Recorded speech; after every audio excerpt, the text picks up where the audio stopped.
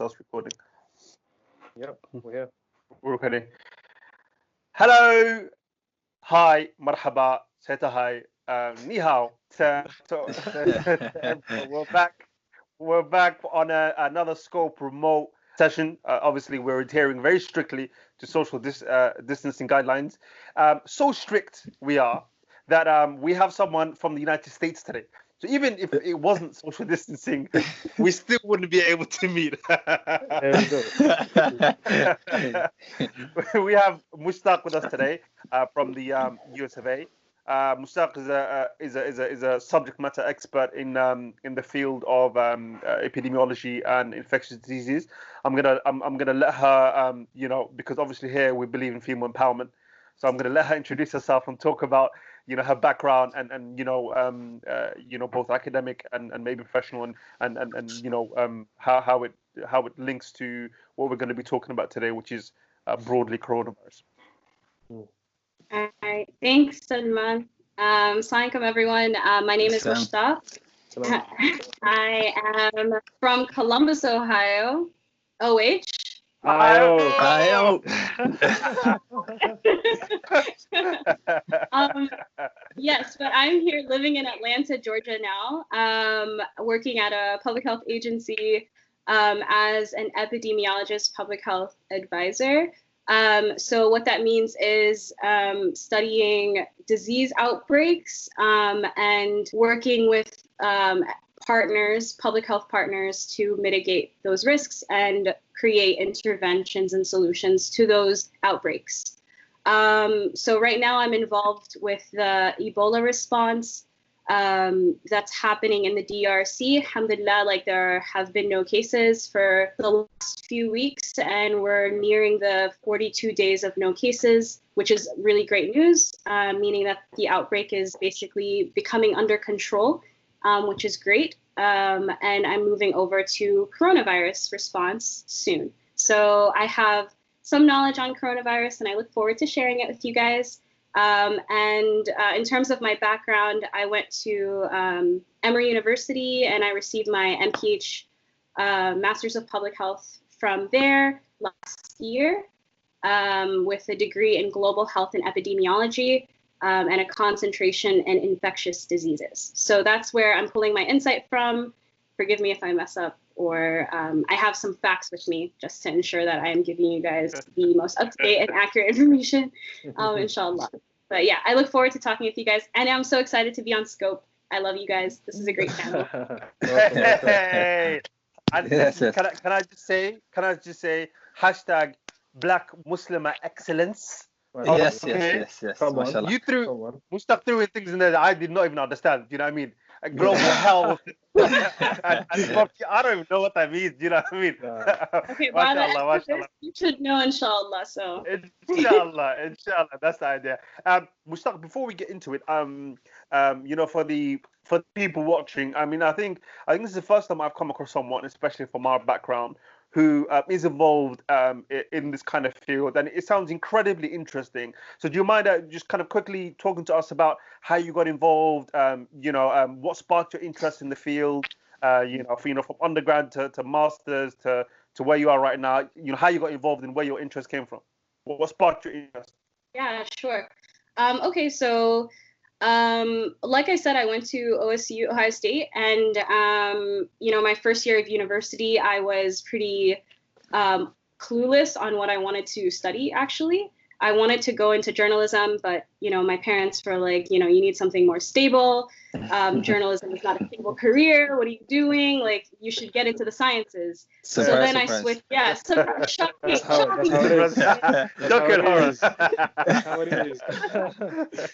So then I really flipped the script, and I was like, okay, fine, I'll do engineering. So then I flipped engineering.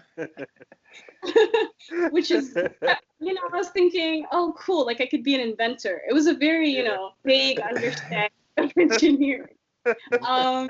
And then my mom is a social worker, so I took Intro to Social Work just for fun, because you can do that in American schools, just take things for no reason. And because, so jealous. Literally. Just pick up subjects and drop subjects like they feel like when they said. Yeah, Only you could do that in the UK. Yeah. So I took an intro to social work class, and social work has a lot of things that overlap with public health. So there was a whole section of that course that was focused on public health. And a lot of the things that we were talking about were things that interested me in terms of like just as a human being and like mystery and solving issues, which I think you can say for a lot of different careers, but this felt like something that I could tackle and that I could potentially bring in my like desire to be a journalist and a writer as well. So after I took that course, I had the summer off and I did this media summit with this organization called Muslim Public Affairs Council, which is based in DC. And they basically have this media summit and you can go, it's young people, and they'll introduce you to producers with like Al Jazeera and NBC and Fox and all the people, the big players in the US. And I talked to one of the journalists and producers there, and they had said, hey, you know, like you don't have to study journalism. You can study anything else that you want, and you can always come back to this field if you wanted to. And I had a conversation with my mom, and she was like, you could be a medical journalist if you really wanted to. Again, surprise, surprise. Close as possible. That, like, my mom's really supportive. My parents are really supportive. So they honestly, I think, would have let me do what I wanted, but I also wanted to like please them. So Please them, yeah. yeah. So I decided, okay, let me see what's up with public health. This is interesting. I could become like the person that solves, I don't know, some virus. And Contagion had came out like the year before I started undergrad. So, you know, it's in the back of the mind. Yeah. So this kind of like world was enticing. And so OSU's public health program for undergrads was starting that year, and I applied and I got in, and then I was like, bet, I'm a public health person now. Yeah. So 2020 became public health person, and I just have never stopped since then. Yeah. So then I did some study abroads to India and China for public health perspectives throughout my undergrad, and delved deeper into the world of public health, figured out what like my interests were, which were infectious diseases, emergency settings, low and middle income countries, global health, basically. And that got me to where I am today, basically. So that experience with my undergrad and really exploring and going from journalism to engineering to let me take a social work brought me to public health. And then study abroad cemented the public health aspect. And then I did Fulbright for a year and got to do some dengue prevention efforts there. And then I applied to grad school, and now I'm here. So I hope that answered your question. I don't know. No, you did very concisely. Okay. Thank you for that, Mushtaq. And just to clarify, obviously Fatah and Jibril are regulars, but they both come from a. This is for for our viewers. They both come from a medical background, both 6-year medics. So we're coming at you with facts. We're coming at you with expertise, and we're coming at you with people who really understand what they're talking about. I have an MA. I'm from a social sciences background, so I'm completely ill-equipped for this conversation, which is why I'll just be playing a host, quarterback position. I'll feed you the questions, and you can give us all the knowledge we need, inshallah. So Mushtaq, just to kick us off. Wait, I honestly think social science is really important in this because human behavior is a big part of quelling this disease. So I think you have things to say. Oh, okay. So you're back in now. Okay. Yeah, I'm back in. Thank you. I appreciate the assist, Mushtaq. I appreciate the assist. Okay. So Mushtaq, just to kick us off, coronavirus. We've heard a lot of names. We've heard it be called by a lot of different names. Coronavirus, COVID-19. What is it exactly? So what is this virus? And because part of the problem with this, as you said, human behavior, is how disinformation and misinformation has been spreading around this. So one of the things that's talked about is how this is not necessarily a new virus. It's been around for a while. So what is it? What's has it been around for a while? and how is it different from, if it has been around for a while, how is it different from the from its initial state, and what's causing it to act in the way it's acting? Why is it so global? So what is this virus? Tell us a bit more, please. Okay, sure. So coronaviruses as a whole, it comes from a large family of viruses that are common in people and in many animals. For example, cattle, camels, cats, and bats. And rarely do animal coronaviruses infect people and then spread between people. So this has happened before with MERS, which is Middle East Respiratory Syndrome, and it's happened with SARS, which is Severe Acute Respiratory Syndrome. And now it's happened with the current coronavirus, COVID-19. So what COVID-19 is it's a virus causing coronavirus, and it's not the same as other coronaviruses that have circulated among humans before that have caused like usual illnesses like the common cold. This is novel, it's brand new, and it hasn't been seen in people. So that's what makes this really challenging, is because no one is immune to this. It's never been out there before, and that means that people are either going to recover from it or they're going to succumb to it. And those are the two things that will happen with this disease until a vaccine is developed, which isn't going to happen for another probably year. So it's definitely not like coronaviruses are viruses that exist, but this virus is new. Yeah. Okay. What do you guys have anything to add to that? Yeah, I just wanted to say, essentially, with SARS and MERS, seeing as they were both respiratory diseases and the spread of these diseases were more or less the same, why would you say that this new novel virus has, like, the scale of the spread is so much more than the previous two, SARS and MERS? So what makes you think, like, why COVID-19 has spread so much compared to SARS and MERS? I think that's a good question.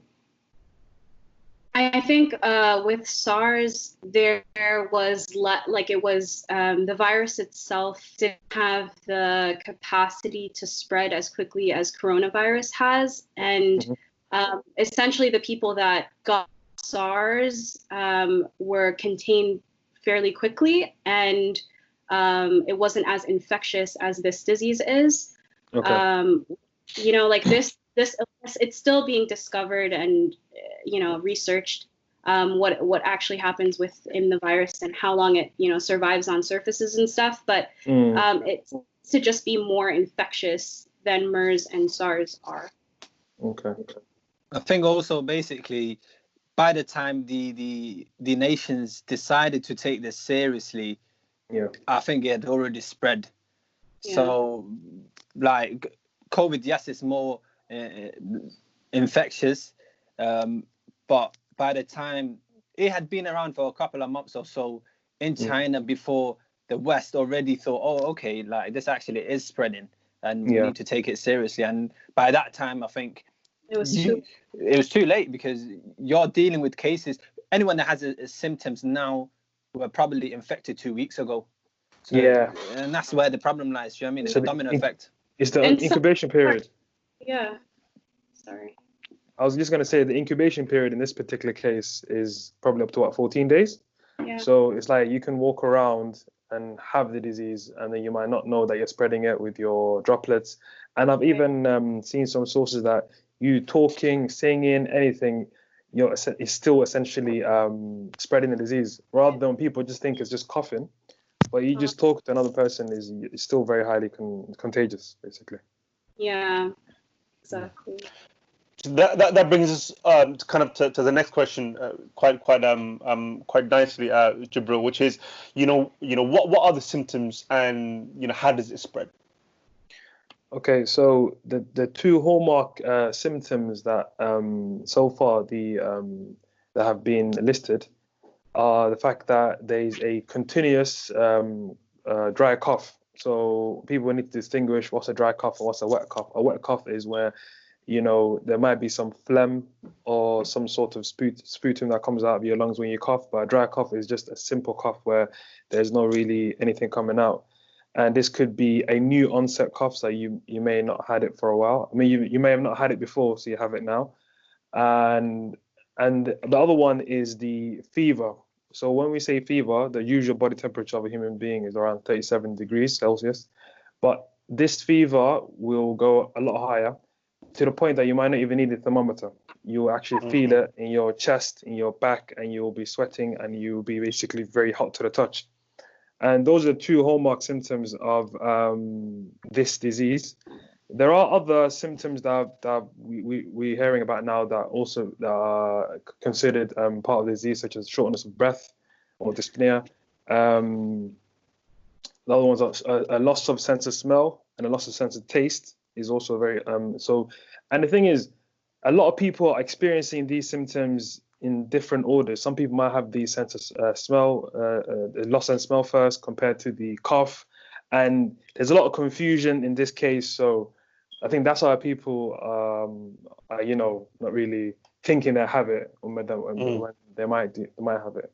So yeah, I just want to add that. But for now, the two standard ones are the dry continuous cough and the high temperature. Yeah. Yeah, most definitely. Yeah. There's also a shortness of breath.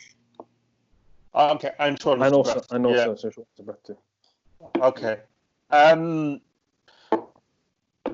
One of the key, key pieces of disinformation or misinformation has been this idea that it's only a flu, both in terms of lethality and in terms of kind of impact. It's no more lethal than a flu, and it's no more, it's no more harmful than a flu. And the idea that the only people it kills effectively is old people or very ill people. Mushtaq, has this been corroborated? Is this true? Are we all okay? Are the only people in danger of this old people and ill people? And is this, like we've been hearing from a lot of public health officials and a lot of politicians, is it only as bad as the flu? Obviously, most of this coming from the US. Yeah, no, I would say they're alike, but they're different. Flu and the coronavirus are, they're both respiratory, and they're spread primarily from, people being in close contact with each other and droplets dispelling from the mouth. But COVID-19 is deadlier than the flu.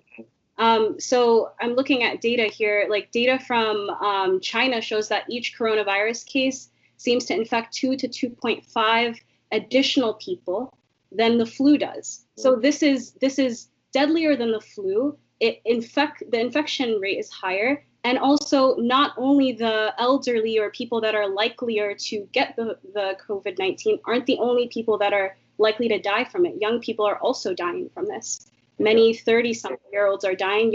There was a young boy that died recently, Allah yarhamuh, in the UK, right? Yeah.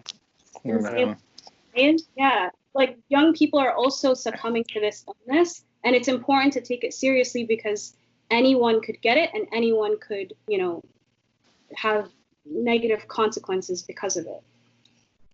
But I think it's definitely unfair to say that it's the same as the flu because it's very different. It's not. It's not the flu. Abdi, you want to add something? Guys, one more question, and this is kind of me wanting to know as much as it being a prepared question. So we know that it's not just taking the lives of elderly people and people with that are kind of immunosuppressed or repressed. That even healthy and fit young people are dying. We've had two very young people die in the UK, one 5 and one 13. We've had people in the 30s pass, people in their 20s pass, and then obviously people in the 40s and 50s. What is to a healthy person? So we know what happens for the most part to an elderly person and an immunosuppressed person or someone who's ill. To a young person or a person that's kind of youngish and fit, how is it killing them? So what is it doing to them? So what's the impact of the virus? What is actually, do we know? What is it actually doing to them? How does it kill them? I don't know. I think for most part, what we are seeing, because obviously it all depends on the cases we see and the patients currently affected by COVID-19. Most of them is because of the shortness of breath and for them needing ventilators to breathe.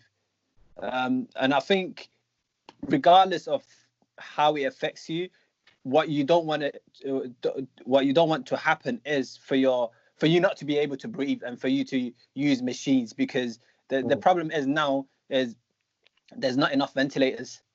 So like if the older like patients need ventilators and there's someone who's a lot younger thinking, you know what, I'm going to be walking around on the streets because even if I catch it, I'll probably survive it. Yes, you might survive it, but you might be taking a bed from someone who actually needs it more than you do, because you might be using that ventilator because they have gotten to a point now where they are choosing between a 30-year-old and a 60-year-old, right? And literally that's where the issue lies, is when the doctors have to choose between a 60-year-old and a 30-year-old, and the only reason they're choosing the 30-year-old is because of age, if they're both fit and healthy. Basically, more likely to survive. Yeah. Who lives, who dies. Who lives, who doesn't, is literally that's what it's come to now, because there's so many people affected that, yes, we can selfishly look at it and think, oh, you know what, I'm probably going to survive. But it will have a bigger impact on the older generation who might have comorbidities. Even if they are fit and healthy, they could still, you know, like be not taken like as serious because of the fact that they're 60 years old and, you know, all right, they don't have that long to live. And doctors have to play that role now, which is, I think, personally, not fair. Exactly. And I just want to add on to that, basically. Everyone has got different genetics. Everyone's got different levels of the immunity and how they can respond to the disease. But people have had it in their mind, if I'm young, my immunity is good. And if I'm older, is not. But that's not how it is. Everyone's quite different. You could just get the mild symptoms, and you might not even, or you can get a dry cough or a fever, and that's it. Or you could even get even milder and just have the sense of smell. And it depends on how your body fights against that. But eventually, in this road of how the progression of the disease is, your lungs will be compromised. So when your lungs are compromised, it's your body needs help in giving your body oxygen. And that's where Abdifatah came in with the ventilators. And in a normal case, if there was probably a few corona cases, just a few, and and there was many ventilators and many beds, ICU beds, then we might not see the mortality rate that we're seeing today. But because it's happening all across the world at the same time, and the resources are strained, that's having a significant impact on the mortality rate as well.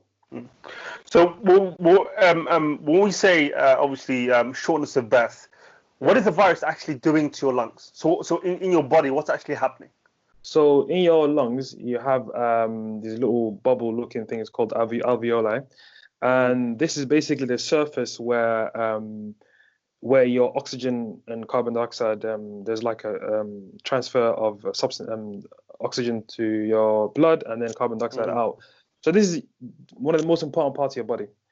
Okay. This is where the virus targets a type of cell, and that's where the immune response happens. And then the body has different ways of dealing with it, increasing. There's an inflammatory response. There's something called edema, where there's fluid buildup. When there's an increase of buildup on where the surface where there's supposed to be the transfer of oxygen and carbon dioxide, your body can't breathe. It's like you're drowning. It's like, you get it? And then this build up on top of the fact that your body is having the constitutional symptoms, the fever and the temperature, and the immune system goes into override. So that's essentially what happens. So because that barrier is not effective where the oxygen transfer is happening, the gas exchange, that's the phrase I was looking for. That does not happening.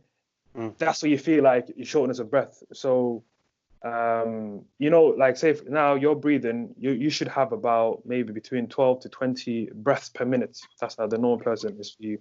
But if it exceeds more than 20 breaths per minute, you will notice, because your like activities that you're doing, for example, maybe going up the stairs or I don't know, talking for a long period of time, you're gonna feel a bit out of breath because that's the surface area of the gas exchange is decreasing because of this, and then you won't be able to breathe as well as you would, and therefore that's where the shortness of breath comes in.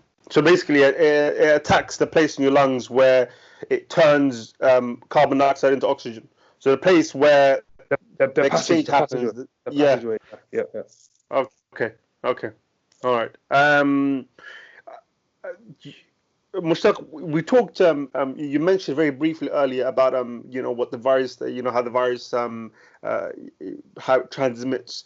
Is there anything clear out right now that indicates how long the virus lasts on surfaces? Do we know have there been enough kind of research and studies on this? Do we know how its relationship with surfaces? Does it last on surfaces? Is it just person to person? Yeah, good question. So there's a recent study that was published in the New England Journal of Medicine, and it was talking about COVID-19 and how long it can live in the air and also on surfaces. And it said that it was between several hours and several days. So the study found that the virus is viable for up to 72 hours on plastics, 48 hours on stainless steel, 24 hours on cardboard, and 4 hours on copper. So it definitely can be on these surfaces. I saw on Twitter the other day a mom that was washing like all of the vegetables like in the bag, the plastic bag, and in front of her they were roasting the mom.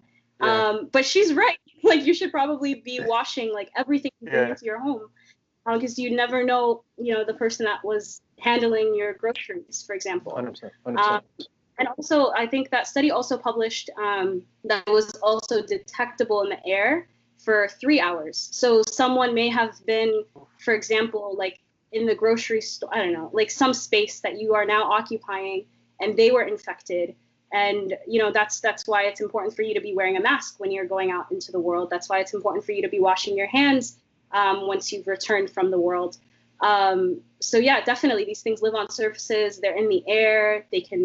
They're there, and you don't know if they're there or if they're not there. So you should just be precautionary, preventative. You know? Okay. Thank you for that.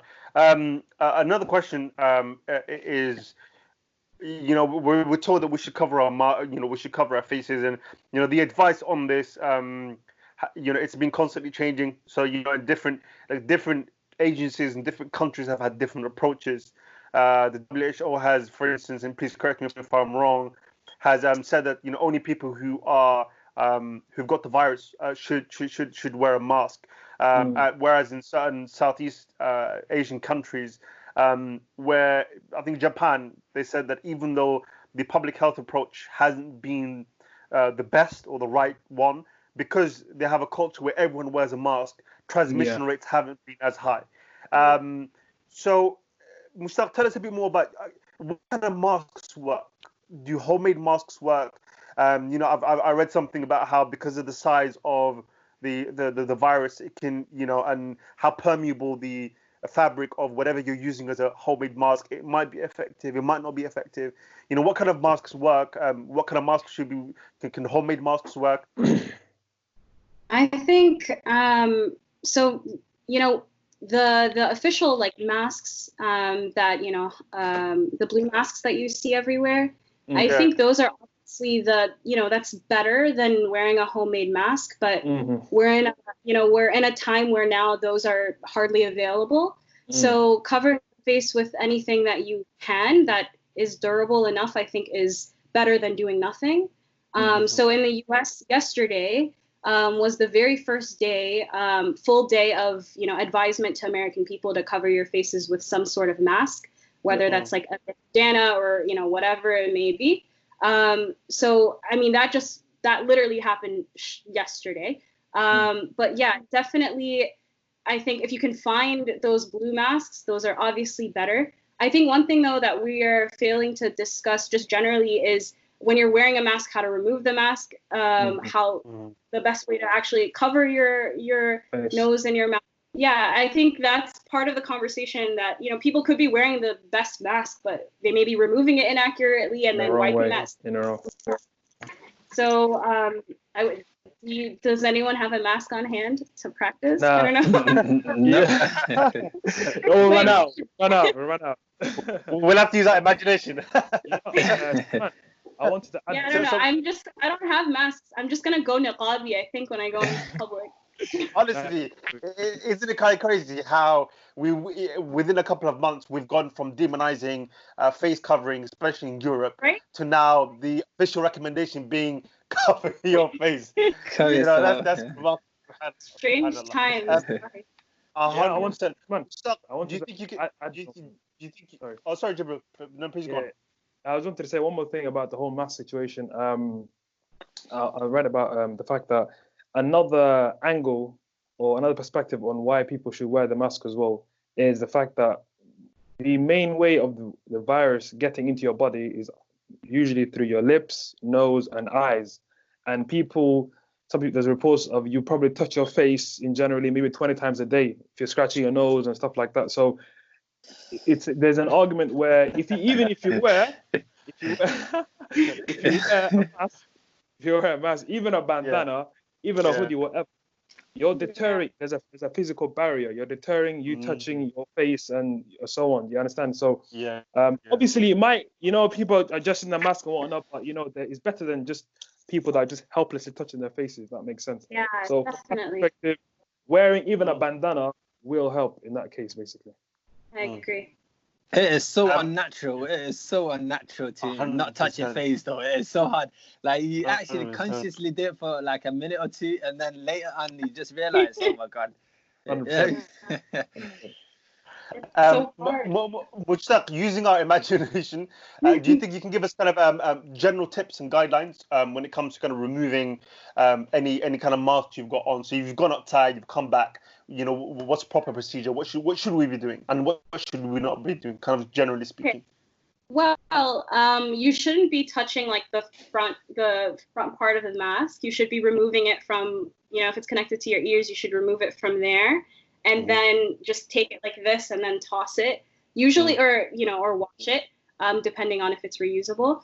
But yeah, definitely not like removing it like from your nose area or, getting all over the space where it could be and then touching your face. Just staying away from your face as much as possible and then putting it in the washing machine or in the trash. There are some people that even say your outside clothes, immediately remove them and put them in the washer.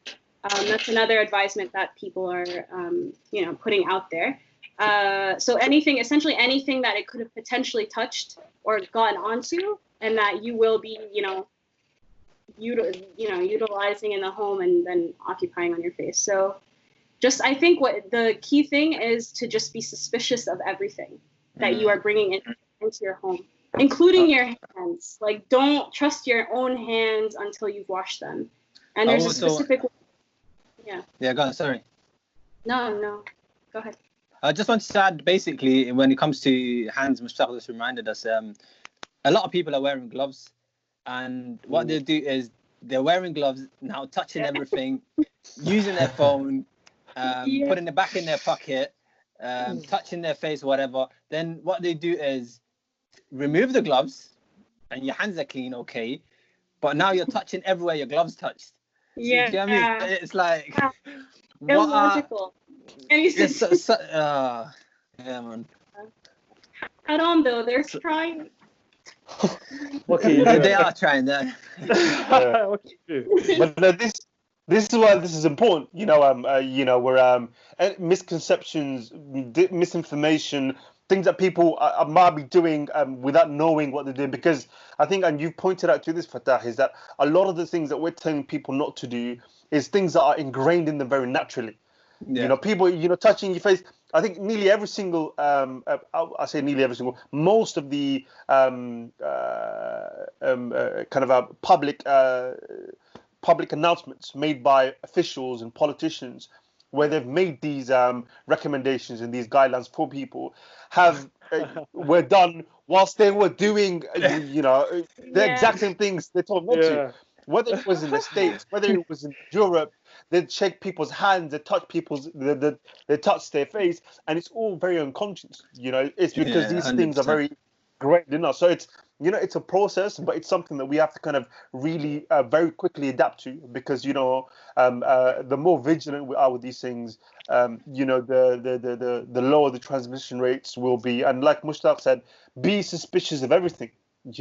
Be absolutely suspicious of everything. Wash your groceries. Wash your groceries. Yes. Did you see that woman that was licking? She was looking at her. No, she was giving an announcement. This lady, I don't remember where she was from, about not touching her face and everything, and she was licking her finger to flip the page. Did you see her? No. For everyone, the Netherlands, the Prime Minister said, "Don't touch anyone," and then he shook his hand. In the States, when the public health official was making the statements, AOC, the young Alexandria Ocasio-Cortez, the young congresswoman, she was touching her face. She was touching her face.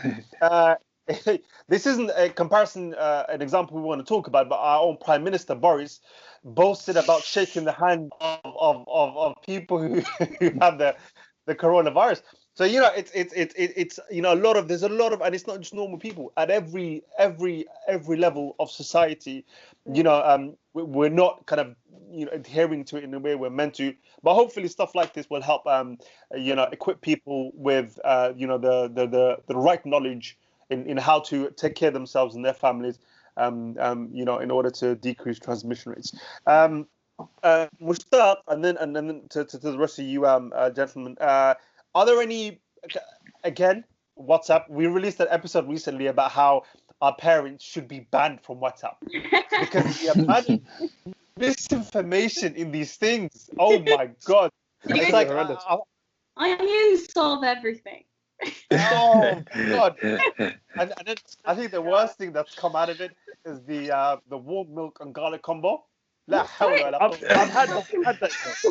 I will tell you, is one of the worst drinks. And you know what? I'm drinking it, and then I'm putting it back on the table, and my mum will look at it and be like, "Well, you haven't what? Garlic and warm milk." Okay. Yeah, so it's just basically it's not very nice. I'll drink it, and then whilst holding my nose because it tastes horrible. And then I leave, and then the garlic pieces are still in the cup, and then my mum will look at the cup, be like, "Well, you're not finished. You're not finished, mate." My God. And I'm like, "Oh my God." Don't remind me. Don't remind me, please. Oh my God. Mushtaq, do you know what? It seems like you didn't even need to go to undergrad or go to grad school, because it seems like all you needed to do really is graduate from WhatsApp. Because everyone seems to be epidemiologist expert. Everyone's cured. Why did I do this? You know what I mean? Oh my God. Also, we have WhatsApp. Oh my God. Honestly, everyone is an expert. I think the best way to combat misinformation like that is to develop content that can be shared on those platforms that are actually correct. There have been in the Somaliverse, there has been a lot of really great content from medical professionals, from all over, different types of backgrounds. There have been songs that have come out that were in Somali. There's been some. I'm honestly proud of the Somali community right now in terms of the content that we're producing for the WhatsApp Hoyas. They need this. The anti-corona brigade. It's great content. It's fully in Somali. You can understand it. It's great. You don't have to be literate to, comprehend what's being discussed. It's great. I think just more of those kinds of resources for them. And I think I don't think they're ever gonna stop believing in their all natural techniques to solving like the common cold and things like that. And I think, if there's no harm in drinking milk with garlic, as long as they're covering their faces, lose the sense of taste, which is a symptom to coronavirus, but inshallah, you don't have corona. So I think producing more content would be good. So do we know? So you alluded to this earlier, Mushtaq. In terms of a vaccine, a cure, there isn't one just yet. I think you said, you said we're probably 12 to 18 months maybe away from a viable cure, from a viable vaccine that can be mass produced. Right. Are there any therapies or are there anything that is there anything we can do to cure COVID from our end, or if there isn't, are there any therapies we can do to alleviate the symptoms? Just so we can kind of counterbalance the misinformation that's coming out of WhatsApp. I think in terms of prevention of coronavirus, the key thing you can do is I know it sounds stupid, but like just avoiding people that are sick. But in terms of like, hey, I've got a cold, or I've got, or not a cold, sorry, I've got a cough. I think, utilizing the resources that we have for the symptoms to try to alleviate that is all we can do at this point. What do the doctors think? The thing is, the funny thing is, there is no treatment as it stands. So there's only symptomatic and supportive treatment. Does that make sense? Right. So when what does that mean, Jibril? That basically means for our social science people, dumb it down for us. So, usually with viral infections in general, there are some drugs and treatments that may work, but in general it's a supportive treatment. So that's why they say, do we have a cold, stay home, rest, fluids, and just stay adequately hydrated. And in this case, you can do all of that, but the problem here occurs when you can't breathe as well. You understand? So in the sense, the supportive treatment is giving you oxygen, which is ventilation. So it's like the best therapy is going to the hospital, but that's only if you're like severely ill. I have a question for you guys.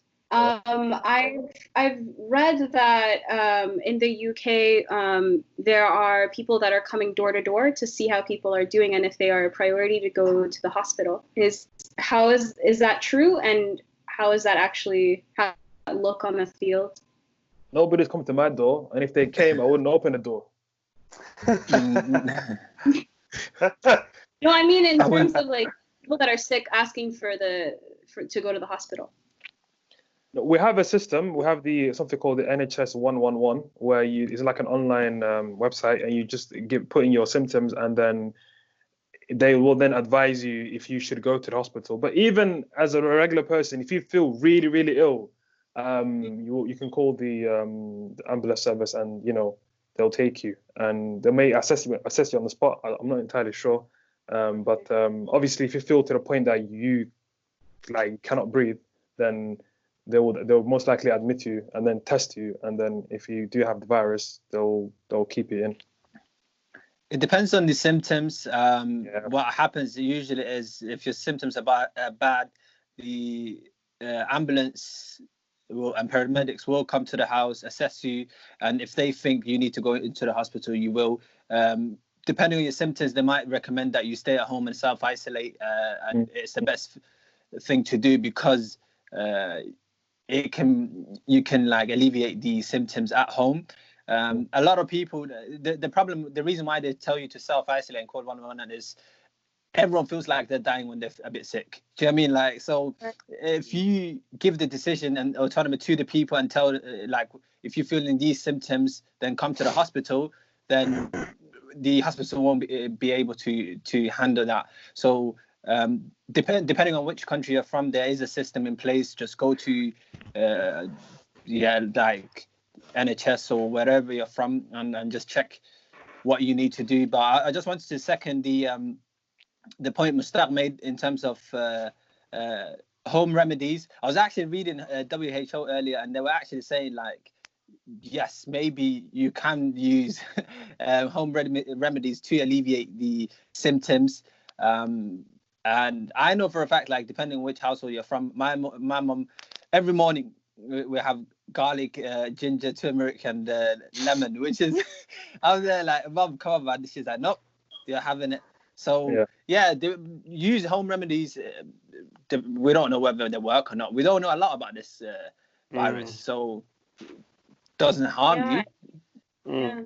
Try to like fortify your immune system. I don't drink some orange juice. I think also it helps people to feel like they have some sort of control. Definitely. So that's why I was saying it's good sort of for them to kind of feel like, okay, if I do this, you know, I have some kind of control over this uncontrollable situation. But as long as they're also, you know, doing the things that they need to be doing in terms of preventing, covering your face and washing your hands, I think all of that is good. Like, your mental health is also very valuable during this time. And if you feel like, I drink this garlic concoction, I will be okay, then by all means do, you know? Do it, yeah, definitely. 100%. Doesn't hurt 100%. you, yeah. 100%. So you know, we've talked quite in some detail about the virus, you know, its impact, you know what, you know, the do's, the don'ts. To our two doctors now, and then Mushtaq will also speak about the American context. Just to look at the the pandemic, the virus in the UK. You know, there's been a lot of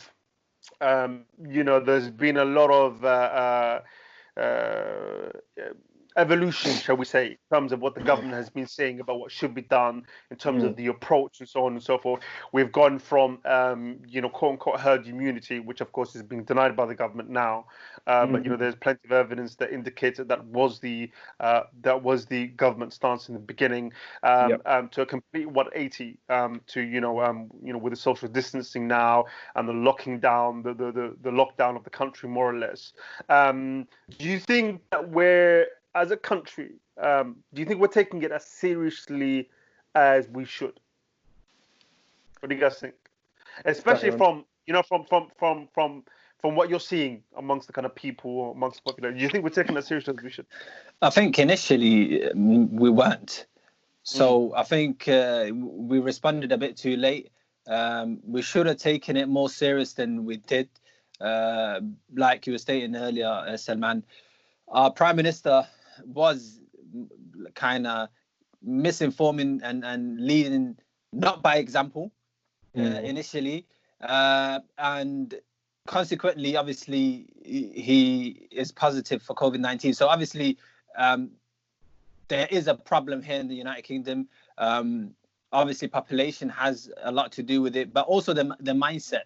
The problem is when you tell people to do something in this country, and in a lot of countries, but in this country specifically, a lot of people are rebellious. It's like as soon as you tell them not to do something, it's like, okay, we're going outside today. Do you know what I mean? So I think initially they responded very late. There are some countries who locked down as soon as they had a few hundred. Some of them immediately. Some of them locked down as soon as they seen other countries getting their first cases. So what they wanted to do initially was herd immunity, which could work. It's a high risk, high reward. Obviously, the government is.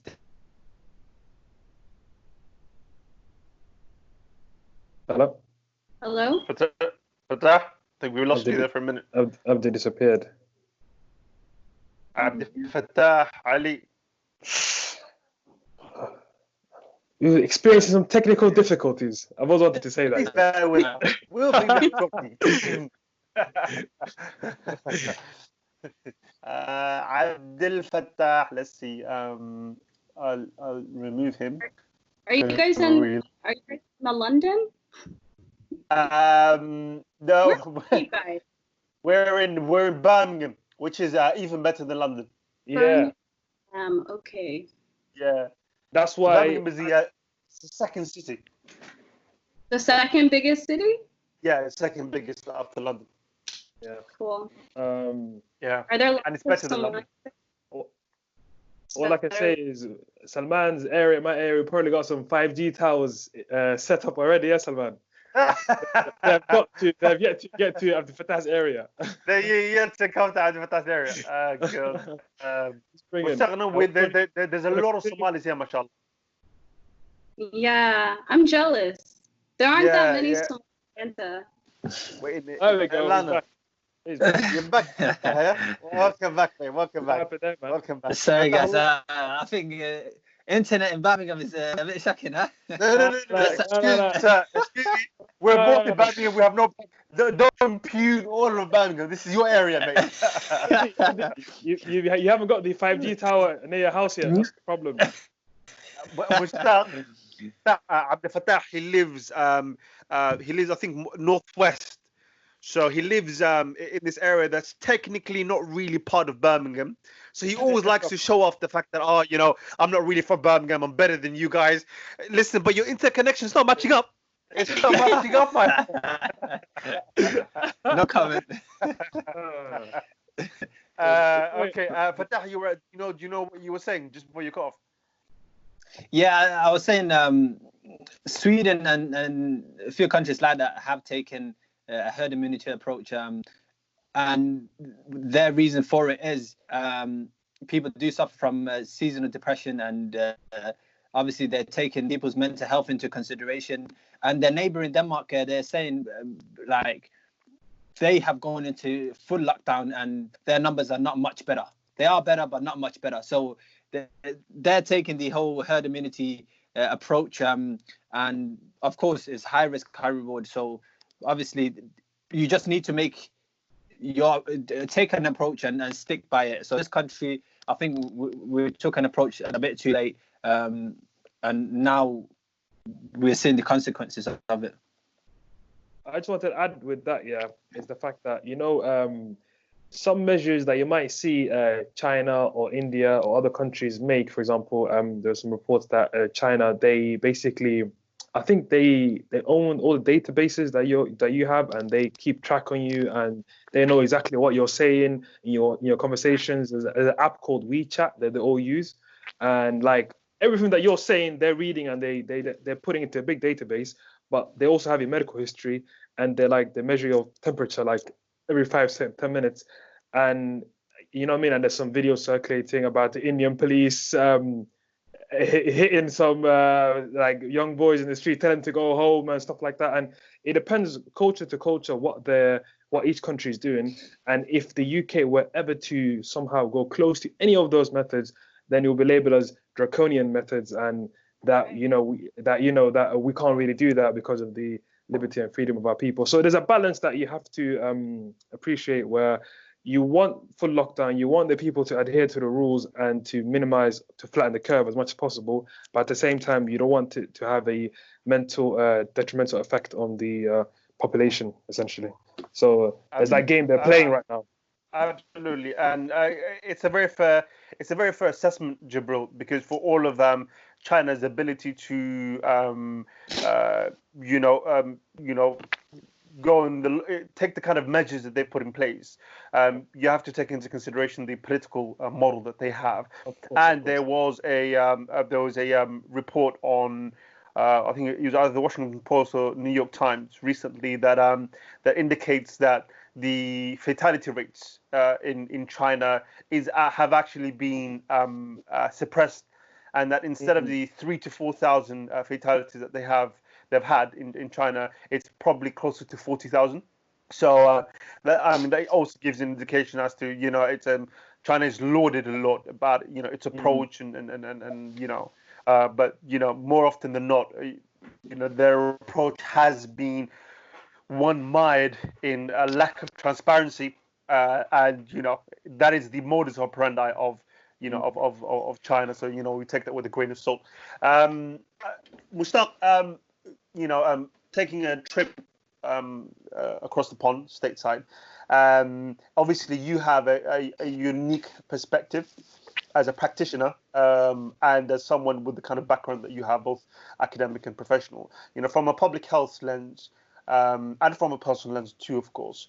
What do you see? What's the we see a lot in the media.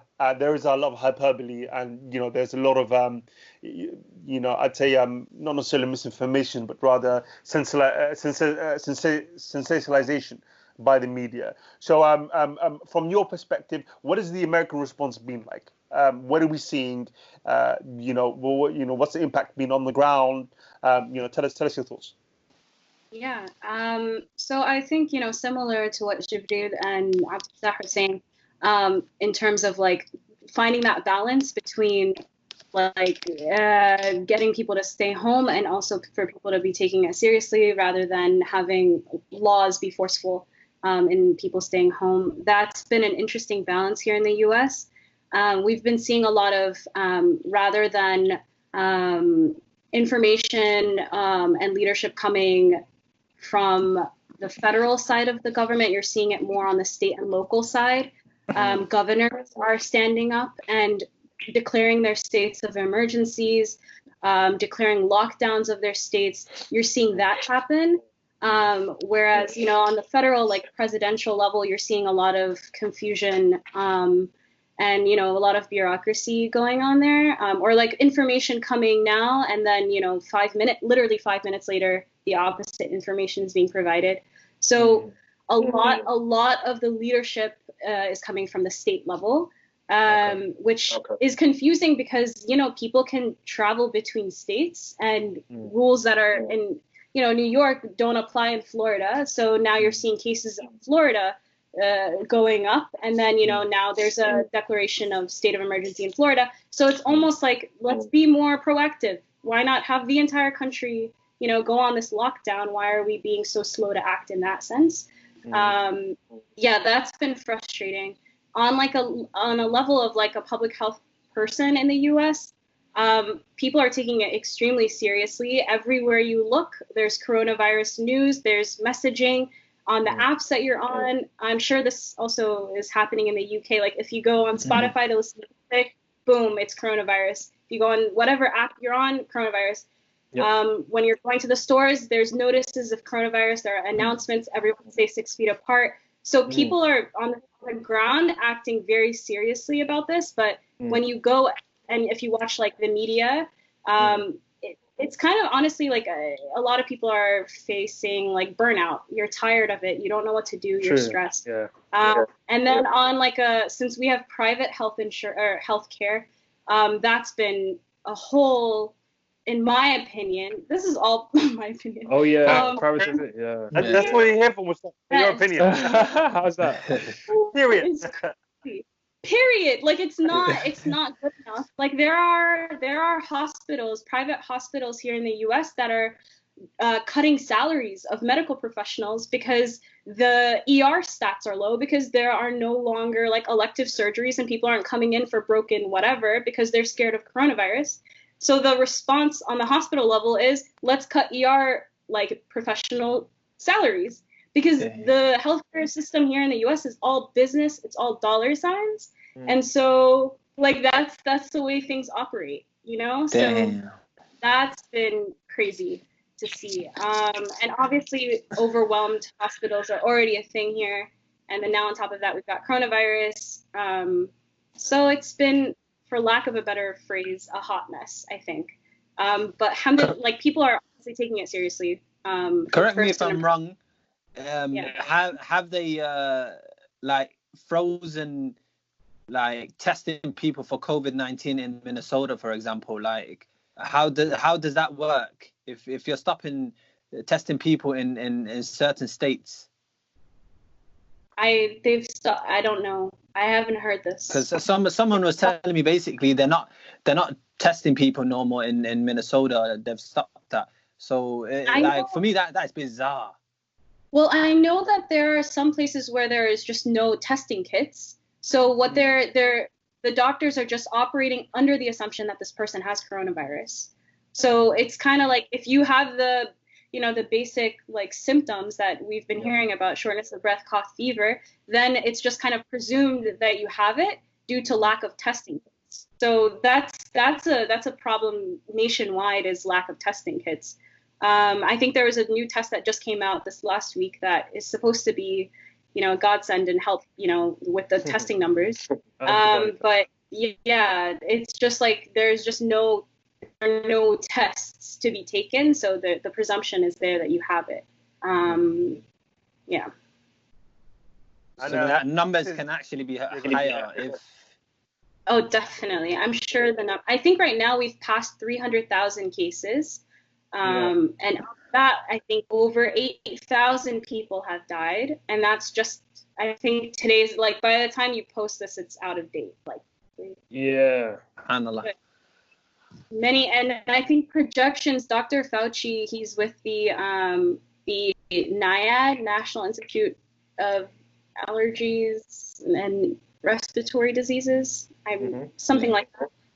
He had projections that 100 to 200,000 Americans will die because of coronavirus if we keep things the way that they are in terms of everyone's social distancing, everyone's on lockdown, people are adhering to social distancing. So if people aren't taking this seriously, that number is definitely an underestimate of what's going to happen in the long run. So the next few weeks are.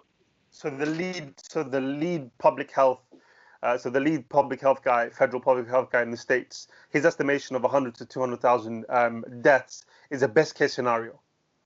Yeah. That's the best case scenario. That's the best case scenario. That's crazy. Yeah. Okay. Dr. Brooks, who is, sorry, go ahead. No, please. There's Deborah Birx. She's also on the coronavirus task force.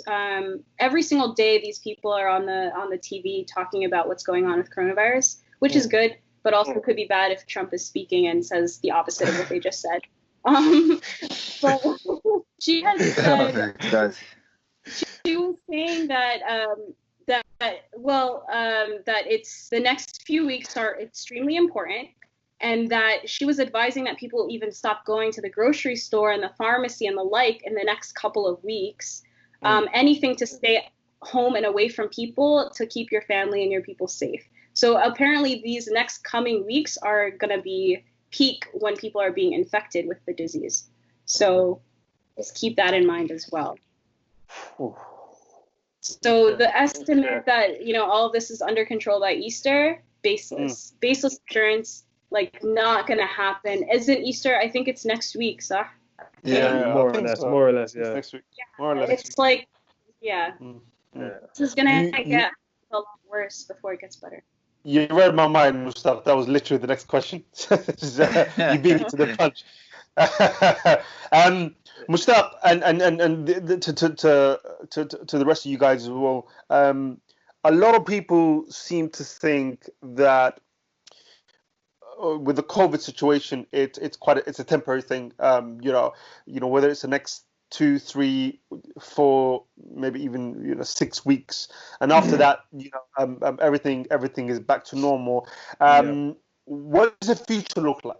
So, short, medium, and long term, is this something that's just going to burn up in the summer, like a lot of people are saying, and it's all it's back to normal? Or is this something that's going to stick with us? So what does the future look like with COVID-19? Well, the thing is, there's many factors to consider in this case. Number one, will there be a vaccine coming out soon, or is there going to be an effective treatment coming out as well? Those two are very important because that will obviously shorten the time of this supposed lockdown. And on top of that, the other factor we discussed where with the burnout of people adhering to the lockdown situation. Obviously, lockdown is happening so we can flatten the curve and make sure suppress the number of cases. But will people start to, riot? Or will they like not even listen to the government anymore? Will they not care? That's another thing to consider. But one thing I want to say is this is very unprecedented. Like in our lifetimes, we've never seen something like this before. So like even predictions, they're not even that accurate. So like it's basically we're in uncharted waters at the moment. So I can't even say anything, on this. I was listening to a podcast. There's this podcast called The Daily. It's with the New York Times. And someone, going off of what Jibril said, someone had mentioned oh my God, I hate when this happens. I lost my train of thought. Okay, so someone had, and oh yes, so someone had been discussing how the fact that testing kits and testing not being a resource in the US wasn't even something that they considered when talking about pandemic respiratory disease. Like it was just assumed that we would be prepared for it and that we would have all the testing that we would need. So the fact that that basic of a step was dismantled and we didn't even do that tells you that we have honestly no idea how bad this can get, because our own projections assumed that we would be better at handling this than we were. So everything is a question mark.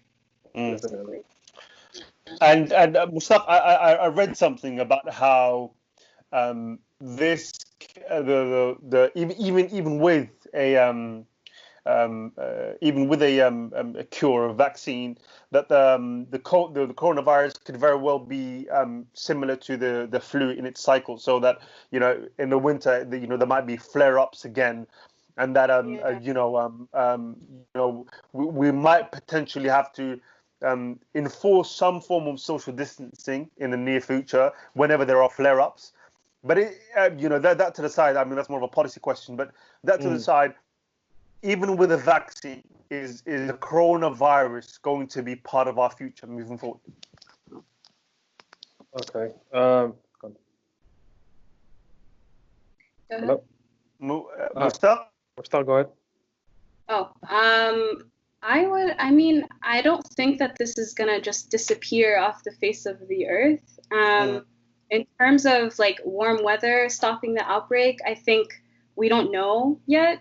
And like some other viruses like the cold and the flu, they do spread more easily during the colder months, but that doesn't mean that people can get sick other months of the year. And honestly, I think like at this point, we don't know. We're still learning about transmissibility and severity and other features that are associated with coronavirus 19. So I think we're just going to have to wait for more research to be done. But yeah, I don't know. I think, coronaviruses do survive for shorter periods at higher temperatures and higher humidity than in colder or cooler and drier environments. But we don't have like direct data about this virus and when the temperature cutoff points are, So I think it's just gonna be like a trial basis. We're just gonna have to see what happens and more research to happen. But I think, it might just be one of those diseases that exists in our world moving forward. Yeah. Okay. One thing as well I wanted to add with that is the fact that with some viruses, they can mutate and replicate to a different strain. That's why you have the seasonal flu coming year in, year out. And and there's people have flu jabs or a flu vaccine. And then just for that particular strain, so what they will do is they will look at the strain maybe on the southern hemisphere in Australia and be like, okay, this strain might come to the northern hemisphere in the next 6 months. Let's get a vaccine out of that. It could be something like that, where we'll see like a yearly thing and maybe people become better at developing vaccines. But one daunting thing is the fact that all this time people put in work for the vaccine, and then it's just a new coronavirus comes out again, and then you have the whole cycle happening again, and that's something to ponder as well. Yeah. Okay, guys, this has been an incredibly enlightening conversation. Thank you so much, Mushtaq, for for taking time out and speaking with us about this topic. Last question, guys, and this is something I want to know. I mean, I've been doing this, but I don't know if I'm actually doing it right.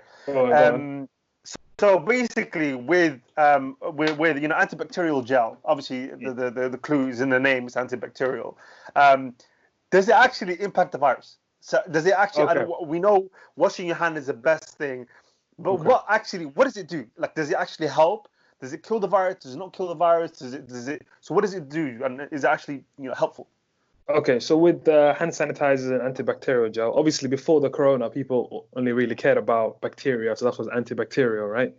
But the WHO, I think they reported that you need, I think, a 70%, 60%, correct me if I'm wrong, alcohol contents in whichever sanitizer they're using to kill the virus. So Maybe there's other chemicals that can also do the same thing. But yeah, you should be okay, man. Hand sanitizers should kill the virus in your the hand. But the reason why washing hands is much better is you're lubricating your hands, and then you're washing everything away from your hands. It's gonna go down to the sink, and then it's away from your hands. You get it?